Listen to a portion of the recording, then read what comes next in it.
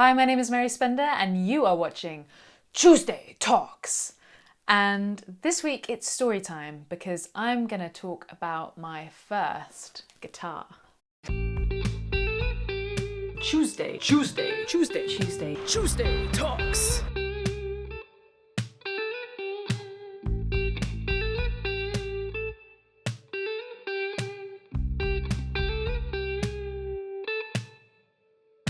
It's my first cup of tea in a video ever. I was thinking about red wine and then I didn't want it to be tipsy Tuesday Talks because I wouldn't be able to function.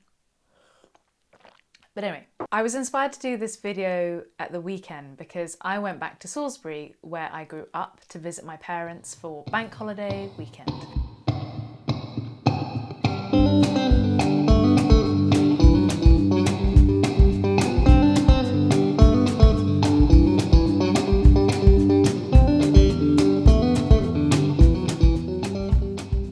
My mother told me to clear out my room, and instead of doing that, I found this and started to look at it and remember everything that had happened with this instrument and how it kicked everything off. I think I paid £190 for this Pacifica 112 by Yamaha, and it was my only guitar for maybe 6 years.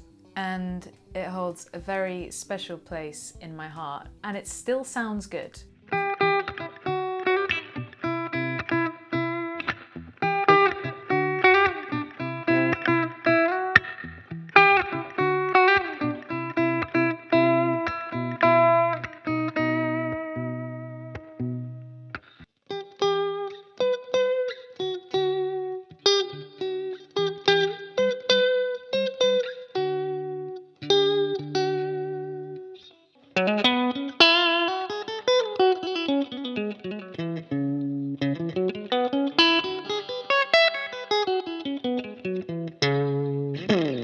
I can't remember the last time I used this, so it has been sat in a bag, which I hate the idea of.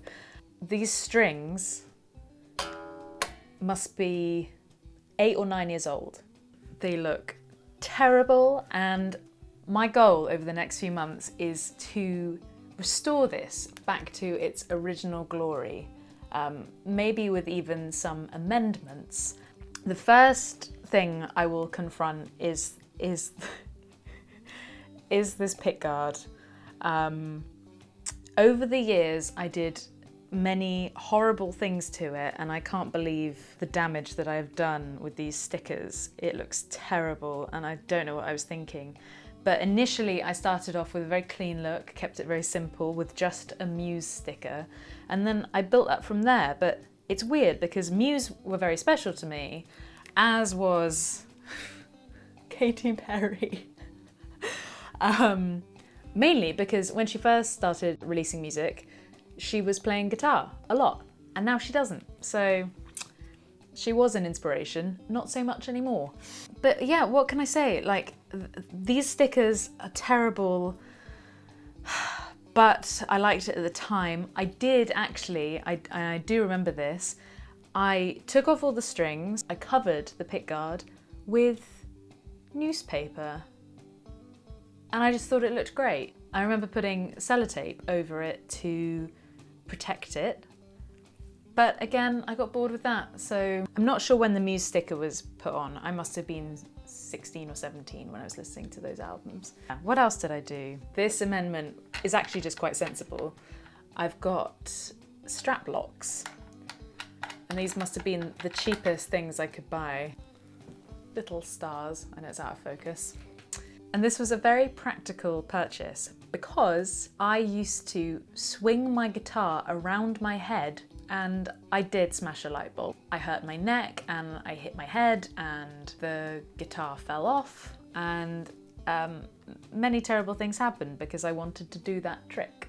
And there is a huge, oh my God, disgusting dent right here.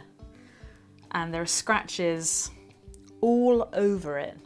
But to be honest, it's not too terrible. It's pretty bad. Back to the beginning. I remember seeing some boys from my class sat in a common room, and one of them had been bought black and white Squire, but at the time I did think it was a Fender. I didn't know the difference. And he was playing Teenage Dirtbag by Wheatus on it. And I couldn't think of anything cooler. My brother was learning Spanish guitar, which I didn't think was very cool, but my great-grandmother had left a Spanish guitar, a very beaten up old thing, quite big, huge neck, nylon stringed, and I started to pick that up. That was my technically first guitar that I learnt on, but it wasn't mine, it didn't belong to me. And this was the first one that I actually bought. There was a music shop, which I revisited this weekend. It was called Percy Prior's, it's now a music room. And the guitars in that store now are, I think, are way better than they were when I was there, but obviously I didn't know as much. So cue the footage from this weekend. This is where I spent every Saturday of my teenage years playing guitars. I say good morning to the place that I grew up in. Wonder where it'd say hello if it could make the wind change and blow. This countryside will keep me whole. I've escaped more than twice from here. So at that store, which has some incredible instruments now, couldn't believe my eyes actually, that's Stevie Ray Vaughan's signature, so cool. In that store, I met a guy who I'm still friends with called Ben. And Ben is now the UK manager of Vigier, but at the time he was working at Percy Prior's. And he was always so patient with me. He knew I was not going to be buying a guitar for a while because I didn't know what I wanted and I didn't have any money. So my parents told me to get a job and save up my pocket money, which was not very much. And I worked as a cleaner, and I think I got paid 10 or 12 pounds a week to clean. I remember the day of getting this guitar. The Laney practice amp I had basically had clean mode and then obviously a distortion drive mode.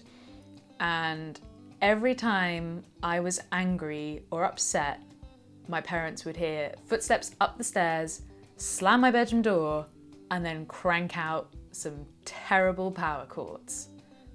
That's how I express myself.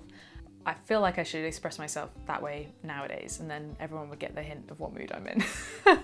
After I had bought this guitar, I woke up the next day and I couldn't believe that I had a guitar in my room. I'd been drawing guitars over notebooks, in my diary. I'd been cutting out pictures from the Fender catalogue, and to be honest, I think this to me was the closest thing I could afford for Fender. I don't know why I didn't want a Squire, I just think I really loved this wood effect. I can't tell you how excited I was to get this instrument, and it's kind of all flooding back.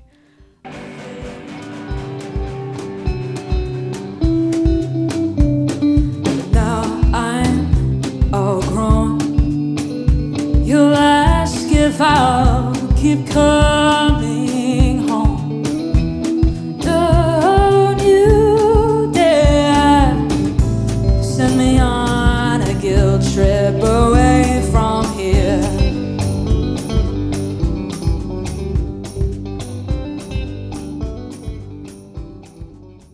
Thanks so much for watching this video about my first guitar. Please will you comment below and tell me what your first guitar was and the story behind it.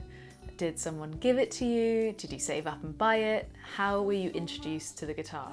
I'd be fascinated to know, and of course I'll read every comment. Don't forget to subscribe to my channel and stay tuned for some more videos this week.